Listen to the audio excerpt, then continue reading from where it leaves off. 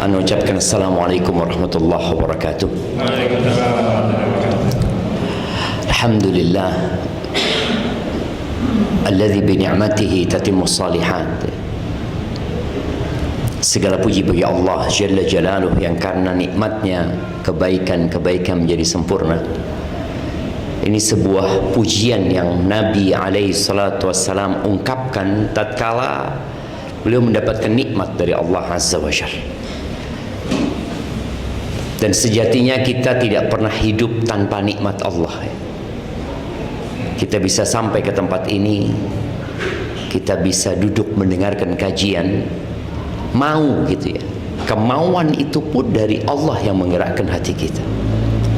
Makanya bagi Allah segala pujian dan sanjungan atas segala nikmat yang diberikan kepada kita. Karena kalau bicara nikmat yang Allah berikan, sebagian kita mungkin berpandangan nikmat itu hanya harta yang diberikan kepadanya.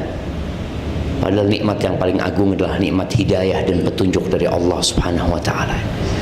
Tidak semua orang itu bisa datang ke kajian. Ya, ana dulu berpikir bahwasanya orang-orang ketika sukses secara dunia, insya Allah dia akan sering mendatangi kajian. Karena dia sudah fokus cari akhirat, dunianya udah dapat gitu. Tapi ternyata memang Nabi SAW menyebutkan karakter manusia. Karakter manusia berarti karakter kita bersama ya. Kita nggak perlu nunjuk siapa, karena kadang-kala kalau sudah bicara tentang karakter negatif, kita berpikir, oh ini kayaknya fulan gitu, seperti itu. Padahal enggak, ini kita semuanya. Lau utiya ibnu Adam wadin min dhahab. Manusia itu kalau dikasih satu lembah ya. Satu lembah itu kebaik, kalau sekarang mungkin stadion Jember lah. Itu full penuh emas lantakan. Kira-kira cukup nggak manusia? Antum lah merasa cukup loh, Ustaz, ana mau fokus ibadah. Tapi kayaknya enggak. Kata Nabi SAW, dia ingin dua. Dikasih satu lembah isi emas, dia ingin dua. Dikasih dua, ingin tiga. Dan tidak ada yang membuat puas manusia itu kecuali tanah, bukan emas gitu. Kalau dikasih tanah, mulutnya baru puas dia. Ketika dia mati, baru dia sudah tidak ada keinginan lagi ya. Kemudian Rasul sallallahu alaihi wasallam menyebutkan bagaimana yashibu ibnu Adam, manusia itu menjadi tua, organ tubuhnya menjadi tua, rambutnya beruban ya, mungkin mulai sakit-sakitan pinggulnya ya, dengkulnya, sudah berasa dia tua. Wa yabqa itsnan, tapi ternyata ada dua yang tetap muda. Apa? Yang tidak akan pernah tua di antum, walaupun nanti antum yang sudah putih semua pakai tongkat gitu ya. Ada dua hal yang tidak akan pernah tua di diri antum. Apa jemaah? Apa kira? Nah, yang bisa jawab kita kasih teh. Wah, kasih teh semuanya dapat Ustaz.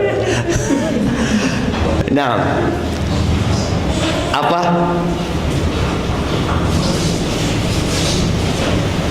Masya Allah, ini pembawa acaranya kok telat ini.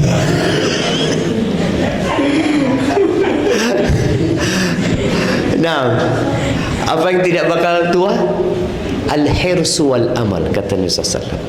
Ambisi dan angan-angan. Jadi tetap punya ambisi mau ini, dan angan-angan dia masih panjang gitu. Bukan orang yang akhirnya ya kayaknya saya sudah akan mati gitu ya, siap-siap dengan kematian ya. Itu kekurangan yang ada di diri kita, sehingga kita harus berjuang bagaimana menundukkan keburukan tersebut. Maka alhamdulillah dengan tadi disebutkan teman-teman mau kajian ya harapan kajian ini lebih meluas lagi ya.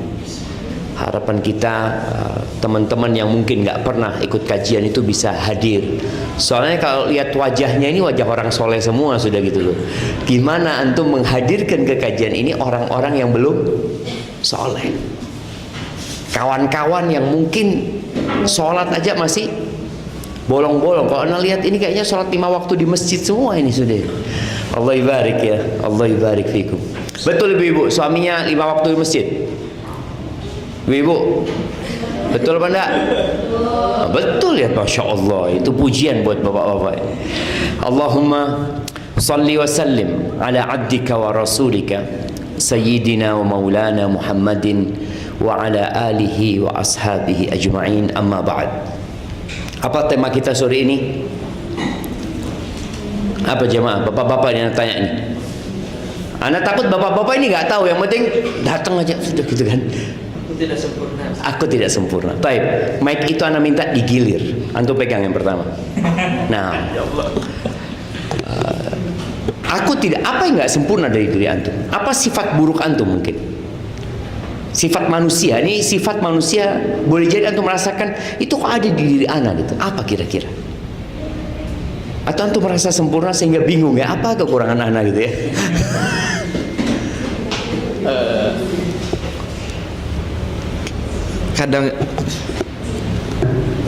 Kadang suka suudzon, Ustaz. Suka suudzon Terhadap sesuatu, Ustaz.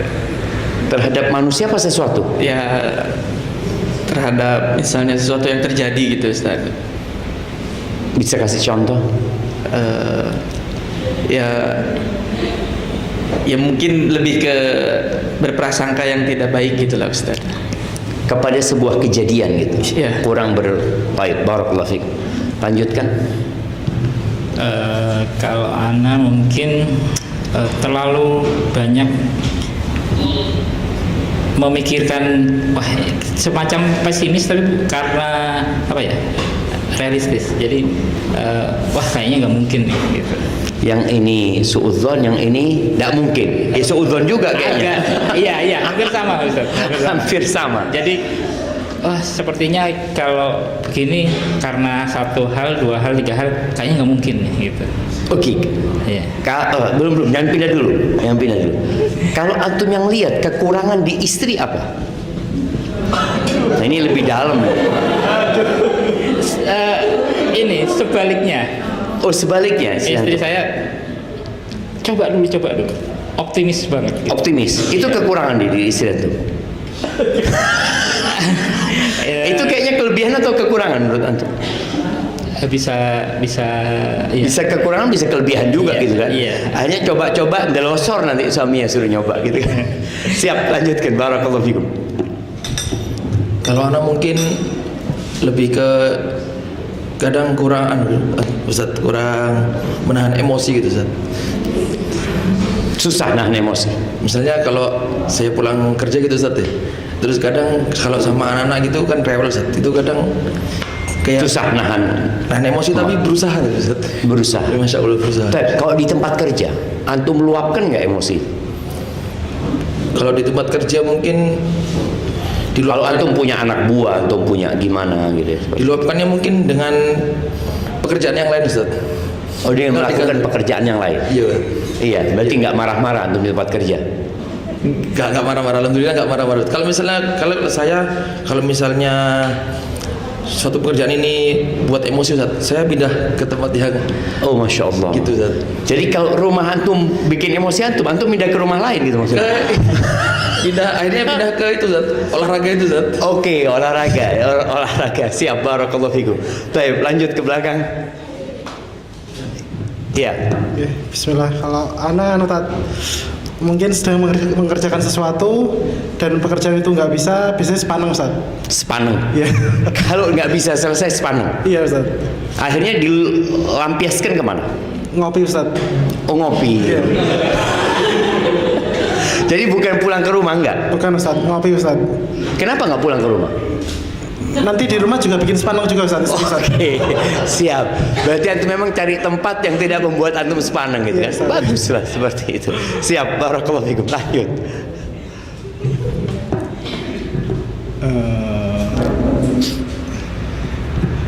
Kalau yang saya rasakan akhir-akhir ini itu di kurang percaya diri, Ustaz, di pekerjaan. Ya. Gimana? Kurang percaya diri di pekerjaan. Kurang percaya diri. Iya. Kurang percaya diri. Apa penyebabnya? Ya Istri tidak mendukung? bukan. Mungkin karena melihat persaingan Oke. semakin Ketat. akhirnya ya ketat. Terus saya sudah pemain lama gitu. Nah, Yang muncul kan yang baru-baru. betul. Itu ngerasa kurang percaya diri. Jadi akhirnya Apakah mungkin bisa berjuang dan bertahan? iya, akhirnya kayak down gitu, secara mental ini. Insya Allah. Allah barik fikum. Siap, mudah-mudahan dikuatkan. Monggo. Kalau saya suka menunda-nunda Ustaz. Suka menunda-nunda. Menunda sholat enggak, tapi kalau sholat. Saya usahakan nggak Ustaz. Tapi menunda kerjaan yang lainnya. Iya betul. Siap, barakallahu fikum. Nah, melanjut. Kalau Ana bosan Ustaz orangnya. Cepat bosan. Cepat bosan Ustaz. Bahaya tuh kalau nikah. Nah, udah punya istri tuh. Bahaya kalau berapa lama tuh bosannya biasanya. Ada loh orang yang bosenan, ada loh. Ada. Jadi ada seorang kawan tuh nikah cerai. Kenapa? Bosan kata dia. Bahaya nih kalau kayak gini. Nah, jadi bosan sama apa tuh? Sama pekerjaan atau sama istri? Bosan lebih ke kayak misalnya misalnya belajar gitu Ustaz. Belajar di suatu hal terus pengen pindah ke yang lain. Pindah yang lain. Nah, barakallahu fikum.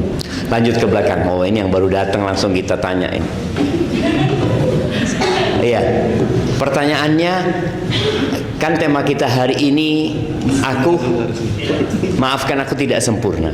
Apa ketidaksempurnaan antum? Atau antum merasa sempurna? Tentu tidak Ustaz. Iya. Apa ketidaksempurnaan antum itu? Yang dirasakan sama istri antum, artinya lihat bojoku ini kok ini. Iya. Padahal baru datang Ustaz. Ya itu tanda ketidaksempurnaan tadi, telat. Apaan Ustaz? Nah, tafadhol. Nah, apa kira-kira? Tadi ada teman-teman kita yang bosenan, ada teman-teman kita yang emosional, ada teman-teman kita yang negative thinking, ya, macam-macam kekurangannya. Karena setiap orang punya kekurangan sendiri, ya. Betul. Mungkin kalau saya kurang lebih sama Ustaz dengan yang sebelumnya. Tadi meskipun belum datang saya bisa mendengar dari jauh. Oh, masya Allah. Siap. Itu kelebihan antum. Kelebihan. Jadi mungkin lebih ke emosi. Mungkin memang kadang itu emosinya stabil, kadang nggak stabil. Kadang sayang banget, seperti itu Ustaz. Oke, siap. Barakallahu fikum. Nah, yang terakhir. Tadi baru diskusi sama tim Tat. Iya. Jadi dikomplain saya tidak tegaan gitu Tat. Oh, kok dikomplain nggak tegaan? Iya. Apa yang dilakukan? Ada manajemen komplain biasanya? Iya Tat. Jadi kalau ada case-case tertentu itu kadang kita memutuskan berdasarkan kasihan. Nah, Kasihan. Iya. Kalau sama istri gimana tuh? Aman Tat. Aman. Aman Tat. Karena sudah punya rasa kasihan itu kan. Tapi ana rasa cukup dari bapak-bapak. Ibu-ibu ada yang mau menyampaikan kekurangan suaminya, bukan kekurangan dirinya? Mau menambahkan? Kayaknya enggak, mereka sudah nerima kekurangan antum semua. Taib, jemaah rahimakumullah. Sifat dasar manusia itu sebenarnya baik. Karena dia tercipta dari tanah dan mudah untuk dibentuk karakternya. Artinya bisa dirubah. Berbeda dengan jin. Jin itu tercipta dari api. Dan api nggak bisa dibentuk gitu. Kalau kita lihat kebakaran, maka dia akan melahap apa saja. Padahal manusia sudah berusaha untuk mematikannya, tapi dia tetap menyala. Sedangkan manusia dia tercipta dari tanah, dan tanah itu mudah mau dibikin apa saja, ya.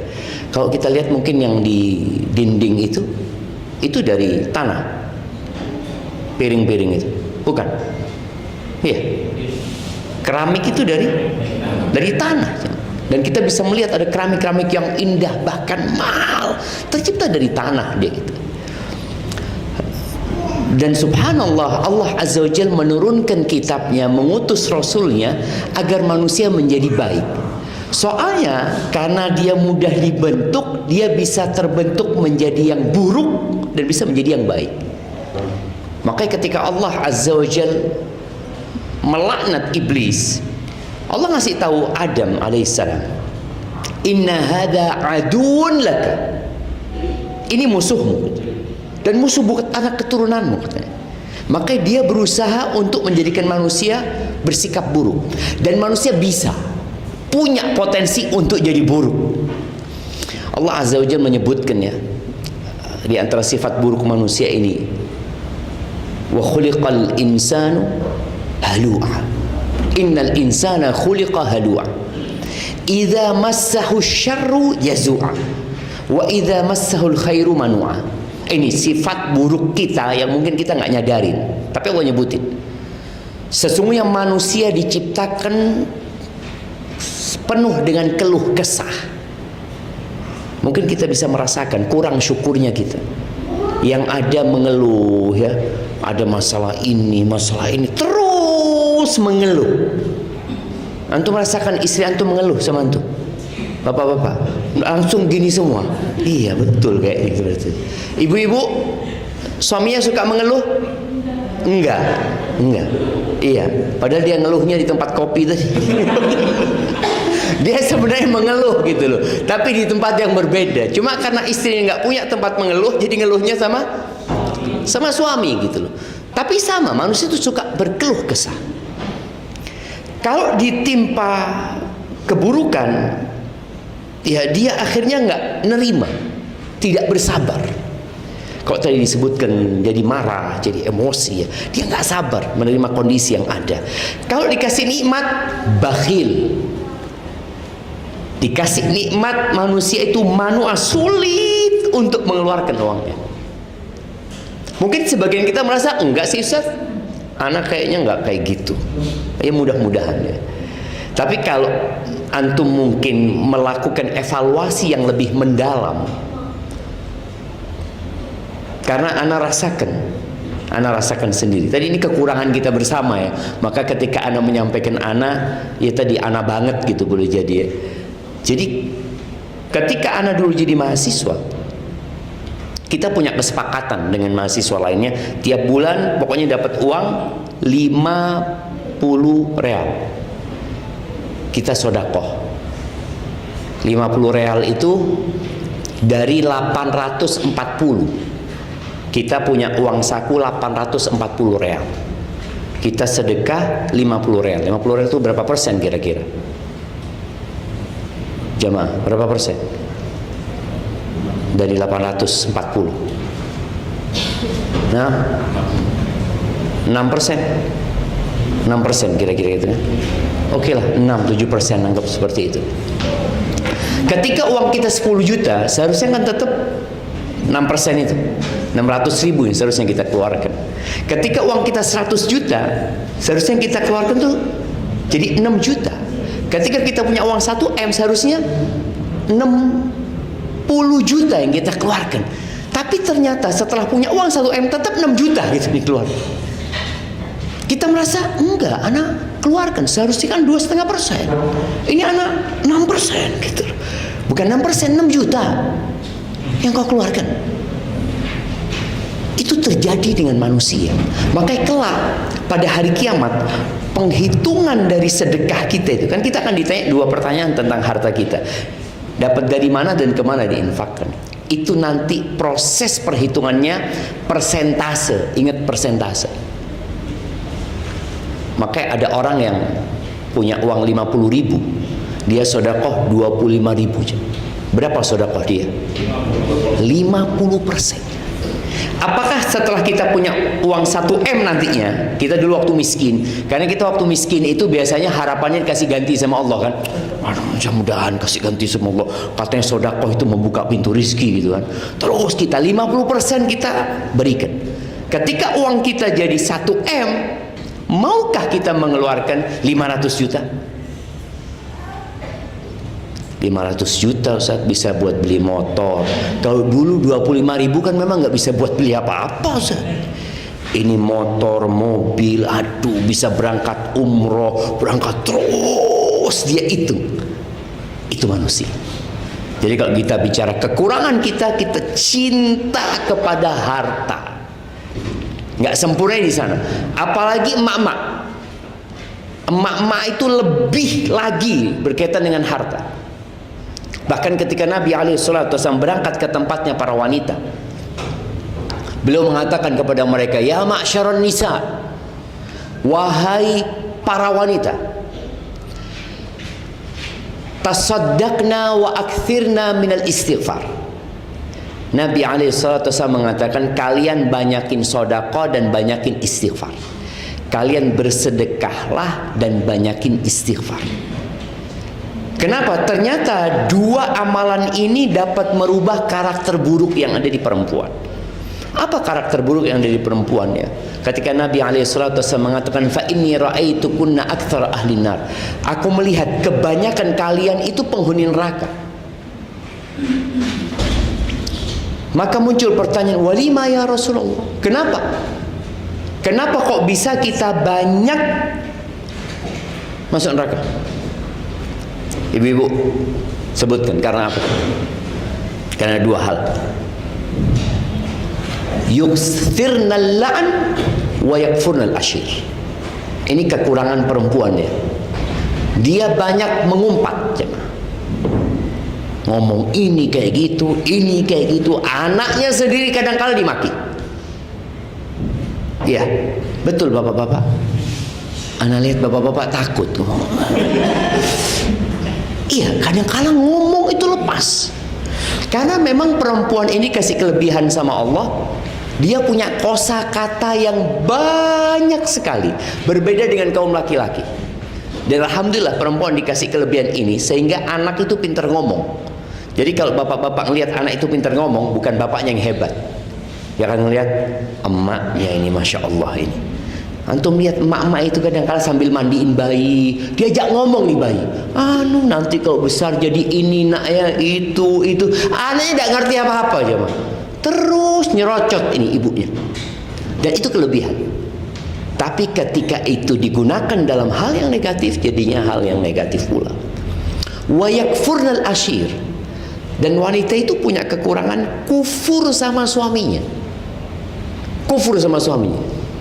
Sampai kata Nabi SAW ya, kalau ini bukan Nabi yang mengatakan alaihissalatu wassalam, mungkin anak nggak percaya. Tapi karena ini Nabi yang menyampaikan, anak yakin 100%. Apa kata Nabi SAW? Lau ahsanta ila ihdahunna dahr. Kalau engkau berbuat baik kepada perempuan-perempuan itu 1 tahun full engkau berbuat baik sama dia, thumma ra'at minka syai'an. Kemudian perempuan itu melihat kekuranganmu. Tadi kekurangan yang disebutkan di bapak-bapak ini, mungkin emosi, marah atau apa, maka perempuan ini akan mengatakan, ma ra'aitu minka khairan qat. Aku nggak pernah melihat engkau berbuat baik sedikit pun. Ibu-ibu kayak gitu nggak? Iya. Bapaknya mesem-mesem. Iya. Itu wanita, ada kekurangan dia di sana. Dan kekurangan bapak-bapak tadi, kecintaan kepada harta, bakhil kadangkala, emosi, kadangkala urusan kerjaan dibawa ke rumah, urusan rumah dibawa ke tempat kerja ya. Itu hal yang wajar sebenarnya. Tapi kajian kita hari ini, bagaimana kita menyikapi ketidaksempurnaan itu. Sebagian di antara kita mengatakan, kan memang aku wanita. Dia untuk melegitimasi kekurangannya mengatakan, aku nih perempuan memang kayak gini aku. Yang laki-laki mengatakan, kan aku laki-laki memang. Aku kayak gini, bapakku kayak gini, mbahku kayak gini, buyutku kayak gini. Dia ingin mengatakan aku ini temperamental tuh dari keturunanku terus gitu. Dan aku kayaknya nggak bisa berubah gitu. Kadang-kadang seperti itu, enggak. Nabi SAW mengatakan, innama bu'ithtu liutammima makarimal akhlak. Aku diutus untuk menyempurnakan akhlak-akhlak yang mulia. Artinya manusia bisa berubah. Jadi nggak ada lagi ceritanya orang ya memang aku kayak gini, enggak. Aku berusaha untuk menjadi lebih baik. Dan ada 4 cara mengetahui kekurangan diri kita. Ada 4 langkah ya.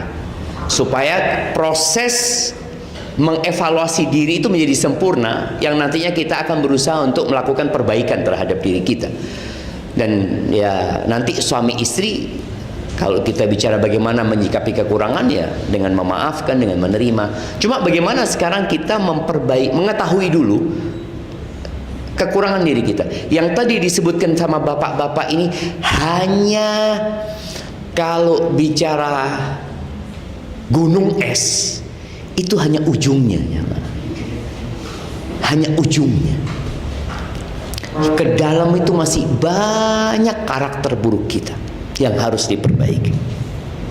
Cara yang pertama, sebagaimana disebutkan oleh Ibnu Qudamah dalam kitabnya Mukhtasar Minhajil Qasidin, cara yang pertama itu memang duduk sama seorang yang berilmu, yang mengetahui tentang penyakit-penyakit hati. Kalau antum sakit badannya, antum akan ke dokter.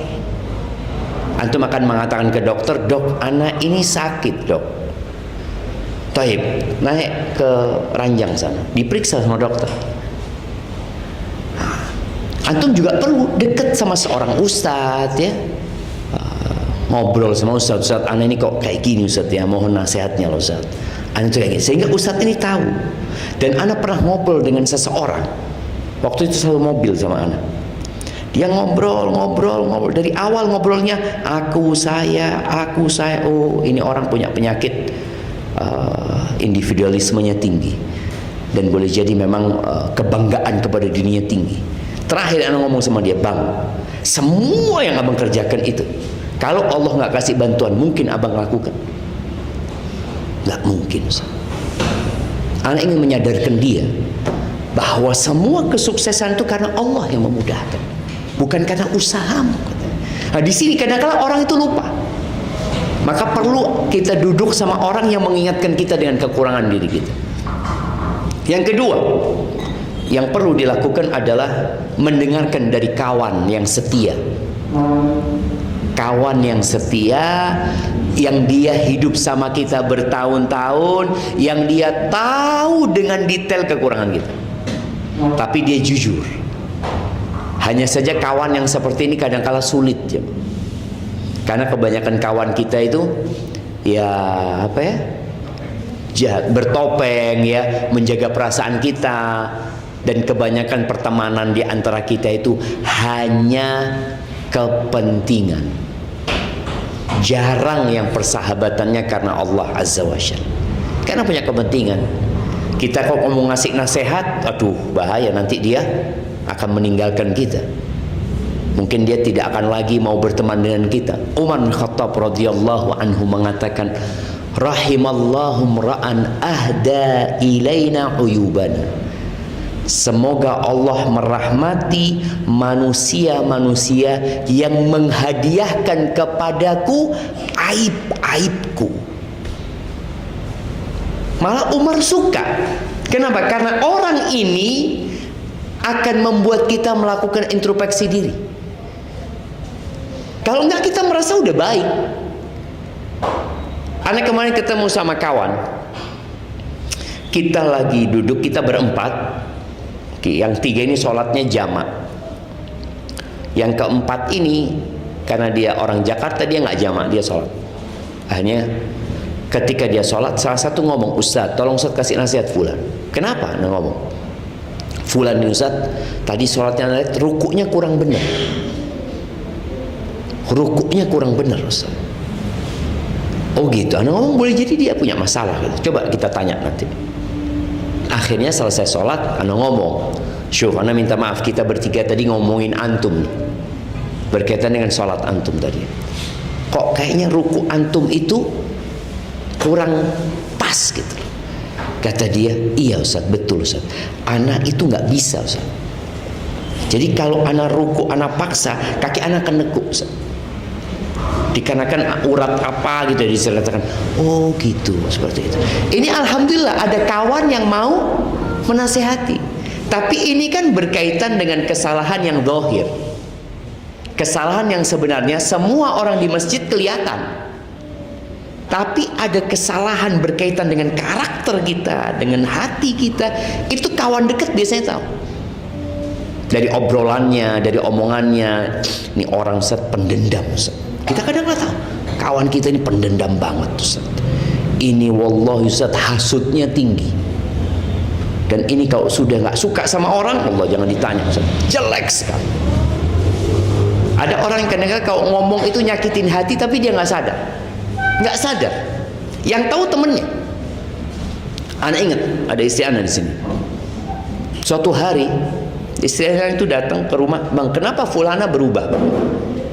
Kenapa fulana kok berubah sama anak? Anak ngomong mungkin kau punya salah. Enggak, kata dia. Enggak, kau punya salah pasti. Coba engkau balik lagi. Akhirnya balik lagi. Ngomong, anak minta maaf. Baru dijelaskan. Ternyata ada omongan yang menyakitkan hati tapi kita nggak sadar. Buat kita biasa aja gitu, tapi buat orang lain nyakitkan itu jemaah. Nah, ini biasanya kawan-kawan dekat itu tahu, fulan ini kalau ngomong zat nyakitkan hati, tapi dia biasa aja gitu. Baik, berarti tadi cara kedua adalah dengan kawan, tapi ternyata kawan yang setia dan jujur ini, Imam Syafi'i pernah menyebutkan ada 3 hal yang mustahil katanya. Yang pertama dia sebutkan al-anqa, ada burung besar sekali yang diceritakan, mungkin kepalanya singa atau apa ya, itu cerita hayalan. Yang kedua al-ghaul, hantu yang di padang pasir atau apa, itu cuma cerita hayalan. Yang ketiga as-sadiqul wafi, teman yang setia. Itu hampir mustahil kata dia, sulit didapatkan. Baik, kalau nggak punya Ustaz, Anda nggak punya kawan yang menasehati Anda tidak punya kawan yang dia tahu dengan masalah ini, maka yang ketiga adalah musuh jemaah. Antum punya musuh nggak? Jadi kita memperbaiki diri kita dengan omongan orang-orang yang tidak suka sama kita. Kenapa? Orang yang tidak suka sama kita, kebaikan kita jadi keburukan, apalagi keburukan kita. Dan dia biasanya akan detail melihat kekurangan kita. Ini penting ternyata. Tapi bukan diarahkan antum untuk memiliki musuh ya, enggak. Tapi biasanya orang-orang kalau yang nggak suka sama kita itu, ya akan keluar semua kekurangan kita. Baik, itu yang ketiga. Yang keempat, yang perlu dilakukan adalah bergaul dengan masyarakat, sehingga kita tahu apa sih yang disukai sama mereka, apa sih yang tidak disukai sama mereka. Soalnya kadangkala kita ini seperti istilah orang turun gunung, itu merasa paling baik sudah. Ketika kau bergaul dengan manusia, kau akan tahu, oh ternyata manusia itu suka dengan seperti ini. Contoh ya, ketika kita bergaul sama manusia, makan bareng, tuan rumah itu nggak boleh berhenti duluan. Tuan rumah itu di masyarakat, kalau tuan rumah itu cuci tangan, akhirnya tamunya cuci tangan gitu loh. Ya apa ya, cuci tangan sudah dia. Kemudian kita bergaul dengan masyarakat yang muda, ketika makan bersama itu nggak boleh berhenti duluan sampai pamit sama yang tua. Soalnya kalau yang muda berhenti, yang tua masih lanjut makan, itu akan dilihat, iki apa wis tuwek sik mangan tok, malu dia akhirnya gitu. Ini kadang-kadang nggak ditemukan di bangku sekolahan. Tapi ketika kita bermasyarakat, kita jadi tahu, oh kayak gitu ya. Masyarakat nggak suka ternyata. Sehingga kita tahu dengan kekurangan-kekurangan kita. Jadi mohon ini para suami, para istri, dan sebenarnya yang paling tahu dengan kekurangan suami siapa? Istrinya. Dan yang paling tahu dengan kekurangan istri siapa? Suaminya atau pembantunya di rumah. Iya, pembantu itu tahu banget sama majikannya, tahu. Makanya sekali-kali ibu-ibu itu tanya sama pembantunya. Tanya pembantunya, menurut kamu apa sih kekurangan aku? Ya kalau sudah dekat sama pembantu mungkin dia akan nyampaikan. Tapi kalau enggak, engkau orang yang baik, soleha, enggak ada perempuan kayak engkau di muka bumi ini ya. Karena takut dipecat ya kalau ngasih tahu kekurangan majikan. Tapi kita perlu. Dan yang tahu sama bapak-bapak, selain memamai istrinya, pembantu juga. Pembantu, sopir ya. Orang itu tahu. Anak buah itu tahu sama karakter atasan. Kalau atasannya datang, aduh teko ya. Ini biasanya ngamuk-ngamuk ini. Iya, ada yang seperti itu coba. Maka semua itu adalah sarana sebenarnya bagaimana kita memperbaiki diri kita. Karena ketahuilah engkau nggak sempurna, dan Nabi SAW sudah membuat sebuah pernyataan, kullu bani Adam khata. Semua anaknya Adam tanpa terkecuali, semua anaknya Adam suka berbuat salah. Terus apa solusinya? Wa khairul khatta'in at-tawwabun. Sebaik-baiknya orang yang berbuat salah adalah yang bertobat. Tadi memperbaiki diri dia. Tahu aku memang salah, aku memang punya karakter buruk. Wallahi aneh itu bakhil orangnya Ustaz. Iya. Aneh itu orangnya seperti ini, seperti itu. Wallahi jamaah, kalau kita nggak ada yang menegur, bahaya. Allah Azza wa Jalla mengatakan, "Wa man yuqa syuhha nafsihi fa ulaika humul muflihun." Barang siapa yang dijaga dari kekikiran dirinya. Kita punya sifat bakhil jadi. Nggak mau dikasih nasihat, nggak mau dikasih masukan. Kita merasa sudah kena berkaitan dengan harta juga. Kita nggak ingin ada orang lain yang dapat harta kita umpamanya, dapat bagian kita. Kita ingin hak kita diberikan kepada orang lain, itu manusia. Tapi yang dijaga di kekikiran dirinya, dia adalah orang-orang yang sukses. Ada sebuah kejadian, Talha bin Ubaidillah. Ini cerita tentang istri yang soleha. Talha bin Ubaidillah ini suatu hari dia keluar masuk rumahnya. Udah malam nih, dia nggak bisa tidur. Ditanya sama istrinya, "Bang, kenapa engkau bang?" "Aku baru dapat fulus," kata dia. "Dapat fulus?" kata dia. "Iya, 400.000 dirham. 400.000 dirham jemaah. Dia punya aset di Yaman atau di mana dijual. Jadi cash, dia punya uang cash. Beda orang punya tanah sama punya uang cash. Antum kalau punya tanah ya biasa, punya aset biasa. Tapi kalau pegang duit besar itu kadang-kala bingung mau dibuat apa, ya mau beli apa, mau ini itu, malah jadi bingung. Ketika nggak punya duit bingung, banyak duit lebih bingung lagi kadang-kadang. Akhirnya 400.000 dirham itu, supaya antum tahu berapa nominalnya kalau sekarang ini, itu sama dengan 40.000 dinar. 40.000 dinar. Karena 10 dirham itu 1 dinar. 40.000 dinar ini berarti 40.000 kali 4/4 gram emas. Berapa jemaah? 4 kali 4 16 ya. Yang 2,5 kali 4 10, berarti 170.000 gram emas ya, betul, kali 2 juta berapa? 340 apa? Apa jemaah? Berapa M? Berapa?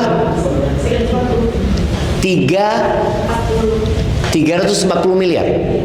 340 miliar. Dia pegang duit cash 340 miliar. Apa kata istrinya? "Bang, supaya kau nggak pusing, udah bagikan duitnya. Bagikan.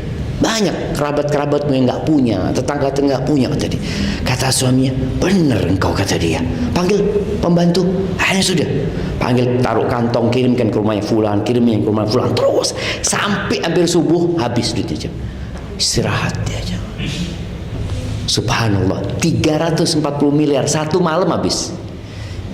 Supaya antum tahu, antum sebanyak apapun duit antum, kalau buat di jalan Allah kecil jamaah. Jadi nggak ada yang banyak, artinya yang butuh masih banyak sebenarnya.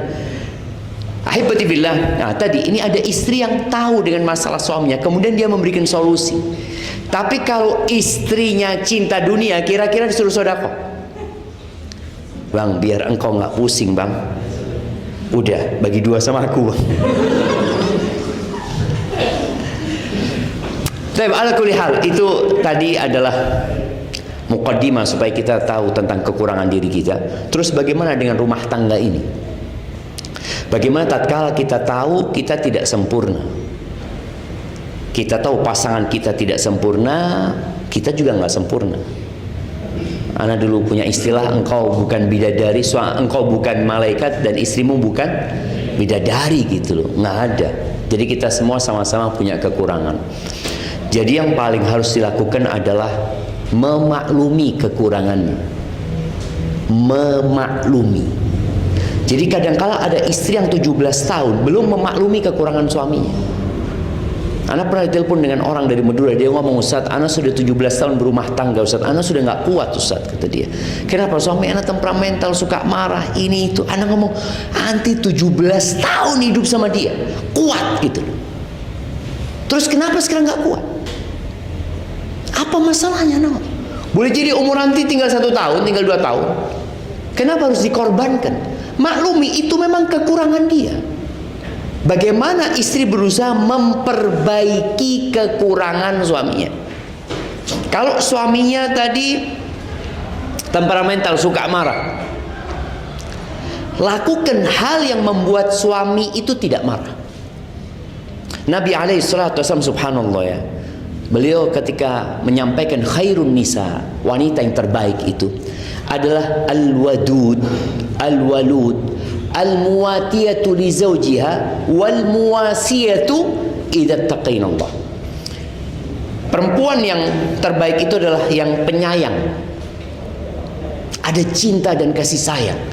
Dan subhanallah ya, ya ini juga harus, suami juga harus berbuat baik ya, sehingga menumbuhkan cinta dan kasih sayang di diri istrinya. Ada cerita istrinya Utsman bin Affan, bintul Furaifisa. Dia ini orang dari Irak jemaah. Utsman ini dengar Sa'id ibn al-As itu menikah dengan anak tokoh masyarakat di sana. Menikah dengan anaknya tokoh di sana. Utsman dengar dia menikah. Utsman sudah punya istri. Akhirnya dia kirim surat sama Sa'id, tanya, engkau, anak dengar engkau menikah lagi, kata dia. Iya, kata dia. Gimana? Engkau nikah dengan siapa? Kata, aku nikah dengan salah satu pemimpin kabilah ya, orang yang terhormat di sana. Dia kalau bicara cantik, dia sangat cantik sekali, kata dia. Akhirnya dapat balasan itu, Utsman kirim surat lagi. Apakah istrimu punya adik?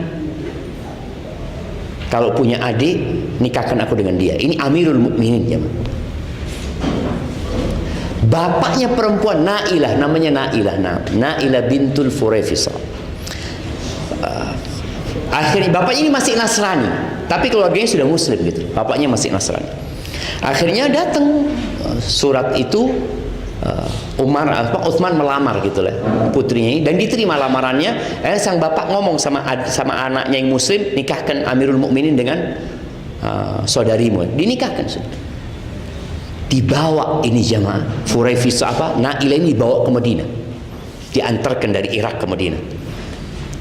Sampai Madinah, awal ketemu sama Utsman, Utsman tuh buka surbannya jamaah. Sudah tua Utsman ini, masih muda sekali Nailah ini. Utsman ini sudah botak jemaah. Dia mengatakan, aku ini botak seperti ini gitu. Tapi engkau jangan takut dengan kebotakanku itu. Apa katanya Nailah? Nailah mengatakan, sesungguhnya kata dia, lelaki yang paling aku sukai, kata dia, yang botak dan terhormat, kata dia. Itu menyenangkan hati suaminya. Emangnya ada perempuan suka dengan laki-laki botak jemaah? Nggak tahu, mungkin ada juga cuma. Mungkin ada juga. Tapi ini masih muda, dia menyampaikan itu. Dan subhanallah ya, bagaimana dia menumbuhkan, Uthman menumbuhkan cinta yang sudah tua dia kepada diri istrinya. Bahkan dialah yang menyelamatkan Uthman ketika dibunuh ya. Itu di rumahnya Nailah, sehingga jari-jarinya terluka, jarinya Nailah ini. Setelah meninggal Uthman bin Affan, Nailah ini dilamar jamaah sama Muawiyah ibn Abi Sufyan, dan dia menolak lamaran itu.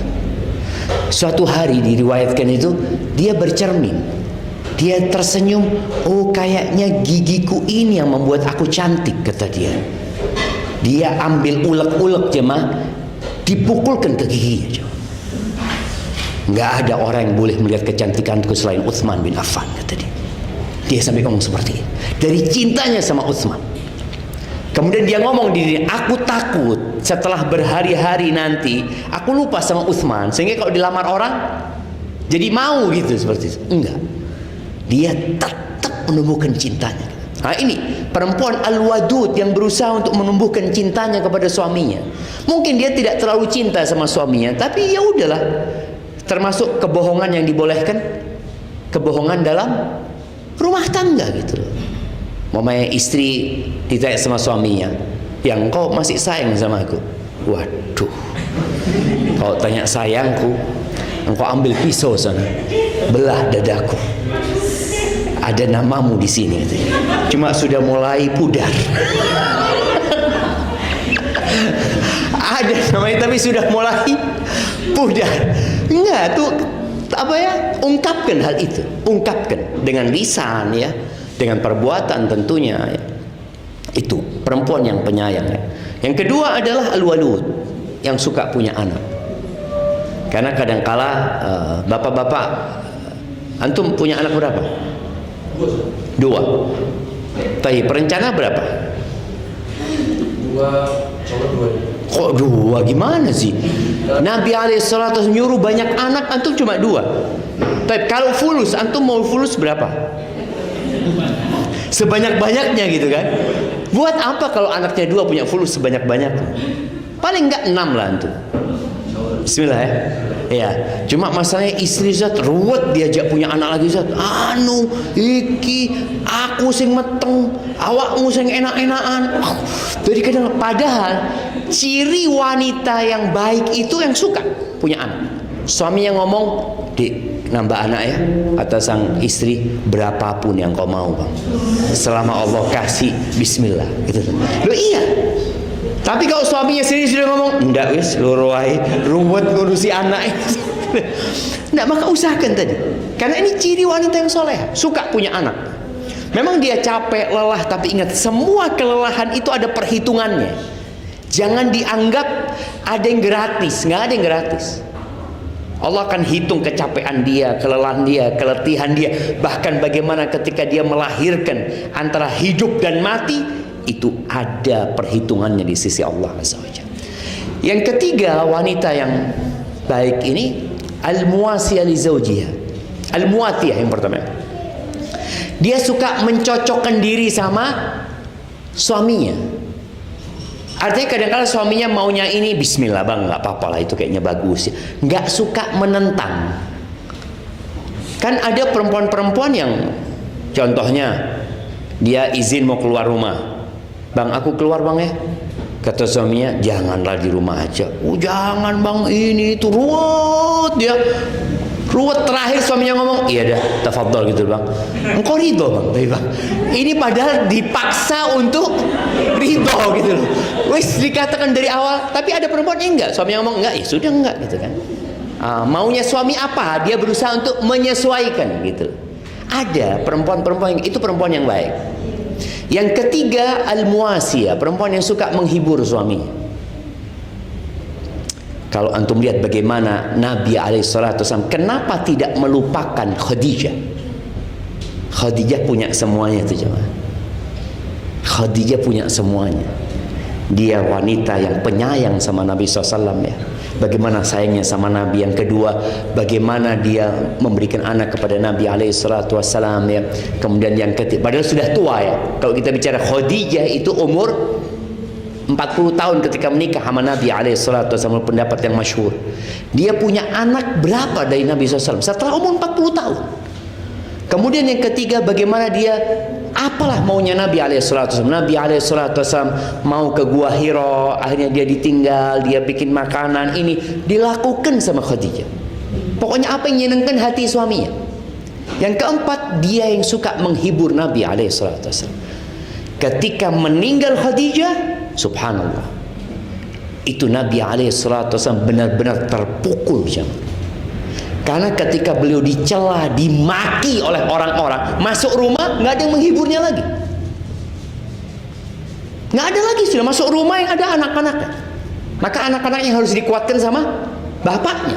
Kalau waktu itu Khadijah yang menguatkan Nabi SAW. Apabila mereka bertakwa kepada Allah Subhanahu Wa Taala. Maka ini hal yang penting tadi. Kita kok bisa kesini pembahasannya jemaah? Apa tadi? Nah, iya, kita bicara tadi kekurangan wanita ya. Kekurangan wanita yang mungkin tadi dia harus memperbaikinya ya. Artinya perempuan tadi berusaha untuk memperbaiki suaminya. Jadi ketika dia melihat suaminya punya karakter yang buruk, ya bismillah. Bagaimana setelah dia bertahun-tahun hidup itu dan dia tahu dengan karakter buruk ini, diperbaiki. Kalau tadi suaminya suka marah gitu, bagaimana dia jadi tidak marah? Ada seorang wanita ini gara-gara nggak belajar ya. Ada orang menikah tanpa belajar. Ibunya itu curhat, Ustaz, anak punya menantu ini jahat, Ustaz, kata dia. Lu kan gimana sih jahatnya, kata dia. Ini istrinya itu ngurusi bayi, Ustaz, ngurusin bayi pagi, dia mau kerja, nggak mau dia memahami, istrinya masih sibuk sama bayinya. Dia teriak-teriak, mana sarapannya ini tuh, akhirnya dia keluar rumah nggak izin, Ustaz. Loh, anak ngomong, yang salah putrinya ibu, anak ngomong.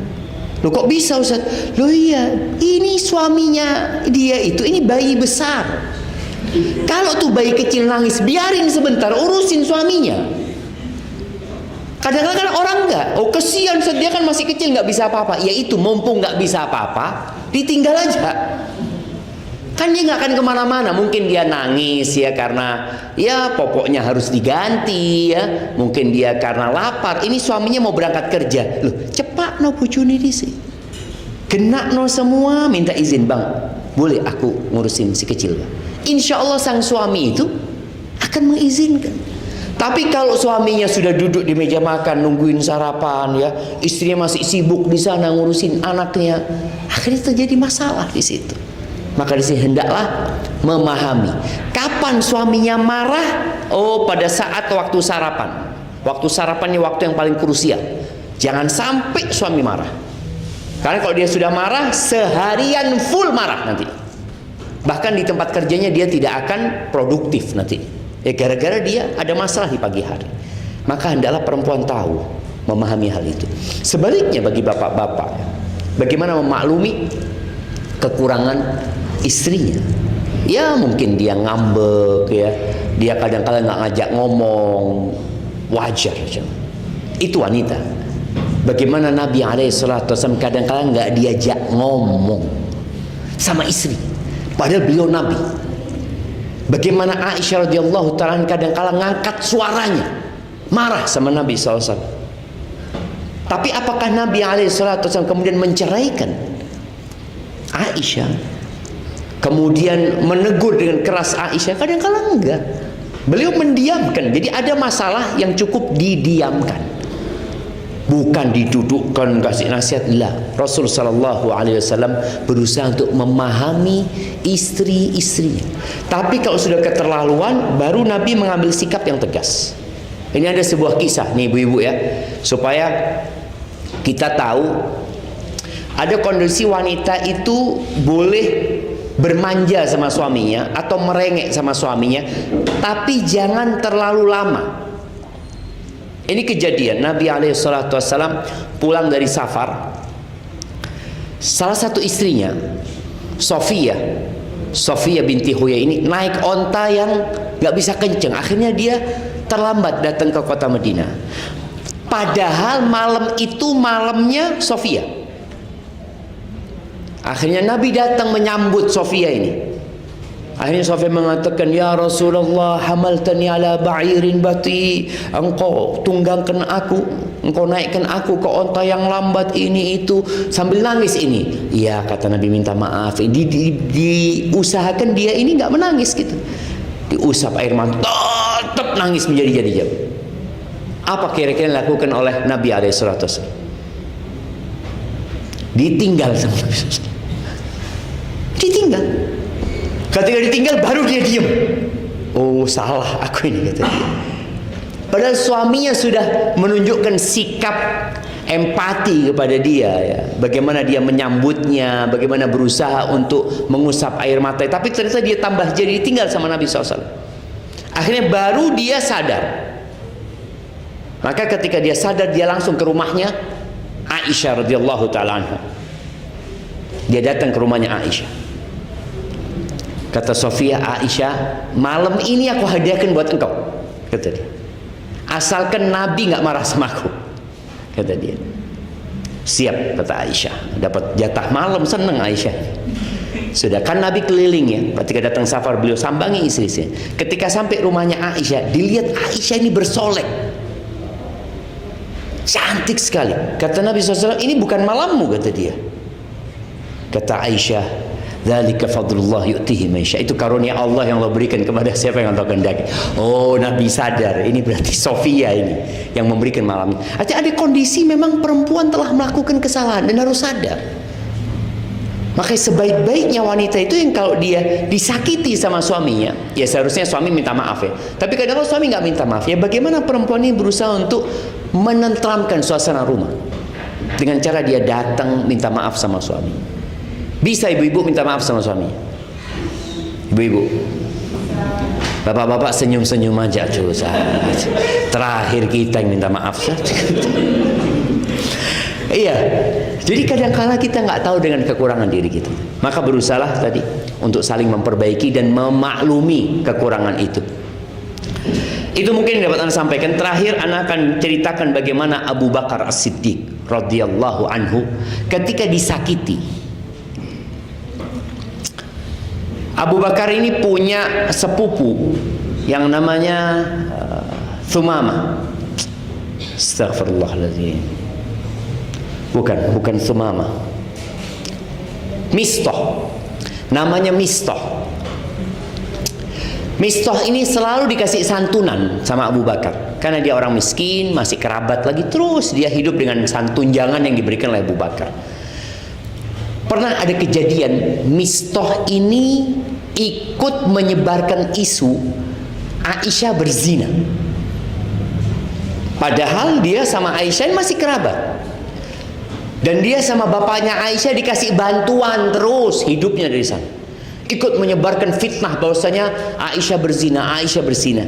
Sampai akhirnya Abu Bakar sakit hati. Ketika terbukti Aisyah tidak berzina, maka Abu Bakar bersumpah tidak akan memaafkan Mistah. Nggak ada. Dia tidak akan memaafkan Mistah, dan dia tidak akan memberikan tunjangan lagi kepada Mistah. Sakit hati. Tapi subhanallah, Allah turunkan firman-Nya di surat An-Nur ayat 22 ya. Allah mengatakan wala ya'tali ulul fadli minkum was-sa'ah. Yang maknanya jangan sampai orang yang dikasih karunia sama Allah, dikasih rezeki yang lebih itu bersumpah ya. Bersumpah ayyutu ulil qurba, untuk tidak lagi berbagi kepada kerabatnya, wal masakina wal muhajirina fi sabilillah.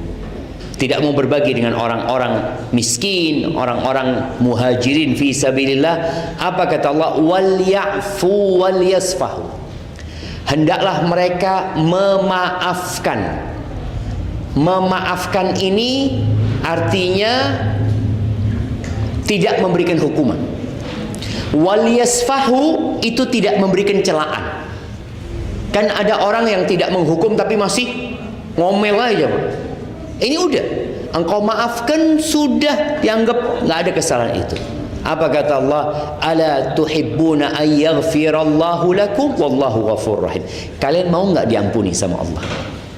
Itu Abu Bakar turun ayat itu langsung mengatakan bala, iya ya Allah, aku ingin diampuni. Abu Bakar merasa banyak salahnya. bagi kita saja. Maka kalau kita ingin dimaafkan, maafkan orang lain. Paling tidak adalah keluarga yang hidup bersama kita. Barakallahu fiik, itu mungkin dapat Anda sampaikan. Ada sisa waktu untuk tanya jawab. Tafadhal. Nah.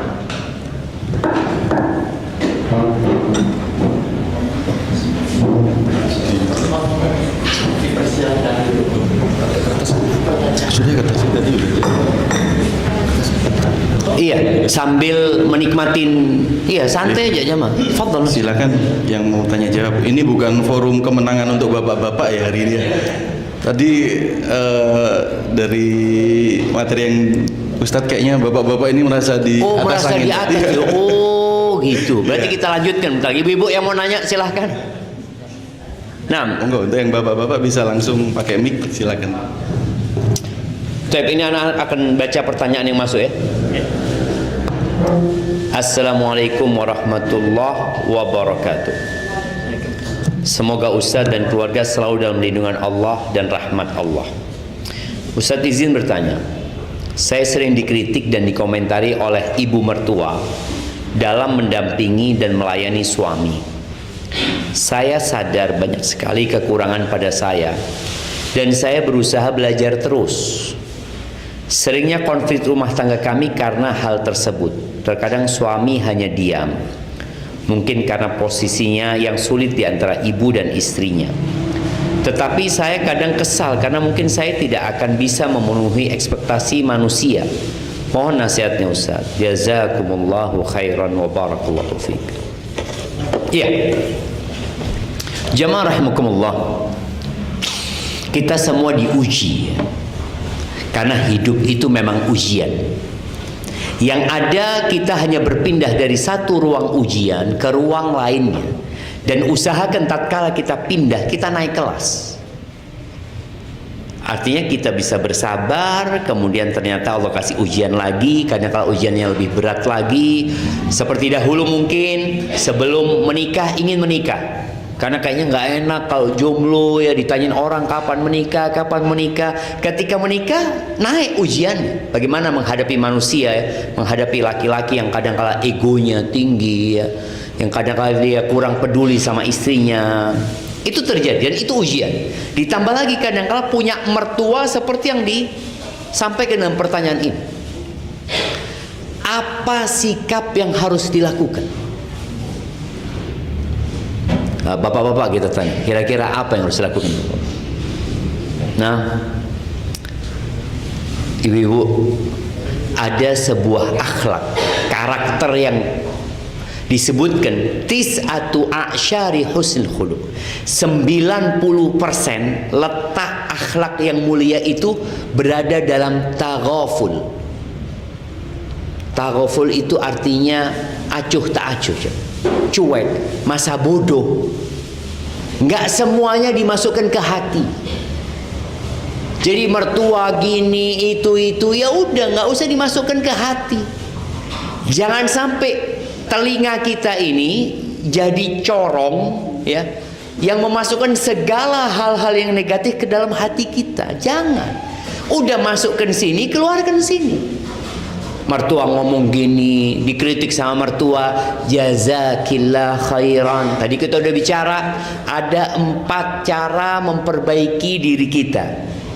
Punya mertua kayak gitu, alhamdulillah, berarti ada banyak masukan dari mertua. Ngomong gini, iya, makasih, jazakillah khair. Dan peran suami harus bijak, suami. Bagaimana tatkala dia menghadapi ibunya, sampaikan kepada ibunya, iya bu, istriku itu kan memang banyak kekurangannya bu ya, maafkan dia, mudah-mudahan dengan berjalannya waktu dia bisa lebih baik lagi. Nanti suami datang ke istrinya, Dik minta maaf Dik, ibuku wis tuwek. Memang kayak gitu orang tua, kadang-kala karakternya berubah ini dan itu. Jadi dia harus selalu mendayung itu kanan kiri. Jadi kalau antum mendayung kanan toh akhirnya kapal itu blunder, muter terus. Enggak, kanan, kiri. Jadi jalannya bisa kena nanti. Maka itu yang harus dilakukan oleh suami. Tapi istri tadi udah masa bodoh gitu, enggak semuanya harus dimasukkan ke hati. Dan jadikan kritikan-kritikan itu sebagai bahan untuk membangun diri kita. Sampai ada ungkapan ya yang mengatakan idza ramakan nas bil hijarah ya. Kalau engkau dilemparin batu sama orang, kumpulkan batu itu, gunakan untuk membangun anak tangga menuju kesuksesan. Jadi insya Allah itu menjadi sebuah pelajaran ya buat ibu-ibu. Ya udah, nggak semuanya harus dimasukkan ke hati, jangan. Itu juga mertua, dia juga orang tuanya suami yang sudah melahirkan suami, jadikan itu tempat untuk memperbanyak pahala buat kita. Terus Ustaz, kalau nggak mampu Ustaz, kadang-kala orang itu nggak mampu, capek, lelah, letih. Apa kata Allah Azza wa Jalla? Ini sebuah pesan Allah kepada Nabi Muhammad SAW. Nabi Muhammad SAW itu dicaci, dimaki oleh kaumnya ya. Dikatakan penyihir, dukun, orang gila, apalagi itu. Allah mengatakan walaqad na'lamu annaka yadhiqu sadruka bima yaqulu. Kami tahu hatimu atau dadamu menjadi sempit gara-gara omongan orang-orang itu. Apa yang harus dilakukan? Fasabbih bihamdi rabbika wa kun minas sajidin. Artinya abaikan itu. Engkau fokus dengan hal yang bermanfaat buat engkau. Apa? Bertasbih, memuji Allah. Wa kun minas sajidin, dan jadilah orang-orang yang sujud. Jemaah. Nah, waduh ini Yusuf. Nah, jadilah orang-orang yang sujud. Artinya kita menghadapi masalah itu dengan sholat. Wasta'inu bisabri wassal. Jadi minta tolong tuh dengan menahan diri tadi dari amarah, dari nggak suka sama mertua ya, sikap suami yang kadang-kala aduh suami ini Ustaz kurang tegas ini dan itu. Ya udah, engkau bagaimana keluar dari masalah itu? Bertasbih, memuji Allah, sujud, sholat, minta sama Allah Azza wa Jalla. Wa'bud rabbaka hatta ya'tiyakal yaqin. Sampai kapan seperti itu Ustaz? Sampai mati. Sampai mati aja. Nggak ada ceritanya orang itu atau sampai mertua mati Ustaz ya. Ya enggak. Mertua mati, ujianmu tidak akan selesai. Engkau tetap akan mendapatkan ujian. Nggak ada ceritanya selesai. Jadi bertasbih, sholat, kemudian bersabar sampai mati, itu adalah solusi yang terbaik. Dan insya Allah orang yang berusaha menyabarkan dirinya, Allah akan bikin dia jadi sabar. Barakallahu fikum. Iya. Jamaah silahkan dinikmatin jamaah. Ana juga mau menikmati, antum nggak menikmatin. Bismillah. Ana dari tadi kepingin makan roti ini, cuma karena ngomong terus jadi tidak bisa makan. Ustadz mau tanya, bagaimana bila suami belum mulai belajar sunnah, sedangkan sebagai istri sudah mulai belajar sunnah, jadi sering mengalami perbedaan pendapat?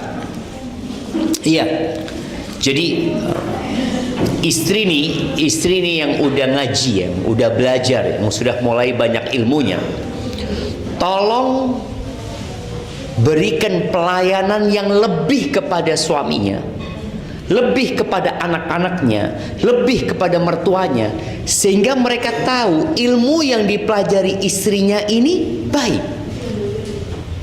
Karena ada cerita di Pekanbaru ini, ada seorang kawan, dia seorang kontraktor ya, dia bangun di Pekanbaru, dia punya partner di sana. Dia ngomong, istri ana sekarang berubah, kata dia. Berubah gimana, kata dia? Istri ana ini sekarang suka nonton rojak, kemudian kerudungnya sudah mulai lebar, kata dia. Terus engkau lihat perubahan istrimu kepada yang baik apa yang keburuk, kata dia. Ya baik sih, kata dia. Ya alhamdulillah, kau syukuri, kata dia. Nah, cuma kadangkala suami ini melihat istrinya jadi kurang ajar, jadi kurang menghormatin, kurang melayani. Kan kadangkala ada perasaan mangkel ya, kalau suaminya, aduh saat suami anak sholatnya masih telat-telat saat ini itu. Akhirnya sang istri tidak melakukan pelayanan yang maksimal. Jangan. Maka seharusnya dengan ilmu yang kau pelajari, maksimalkan pelayananmu kepada suami, sehingga suami tahu, oh, istriku ini yang dipelajari kayaknya benar gitu. Buktinya apa? Masya Allah, sekarang kalau aku pulang kerja dia bukakan pintu, dia tunggu aku. Kemudian dia cuci kakiku dengan air hangat, ya Masya Allah ya. Siapa suaminya di sini? Yang kalau pulang dicuci kakinya saya ambil air hangat ya, sambil dikasih cerita ya. Sehingga suami merasa istriku ini belajarnya benar. Jadi jangan terlalu menuntut kepada suami, tapi tunjukkan dengan bukti sebuah pelayanannya. Barakallahu fiik. Seperti itu jadi pertanyaan terakhir jemaah. Sambil makan nanti mungkin bisa dilanjutkan, soalnya anak kepingin nyoba yang di depan anak. Antum silahkan menikmati yang sudah disuguhkan. Barakallahu fiik. Sallallahu ala nabiyina Muhammad wa ala alihi wasallam.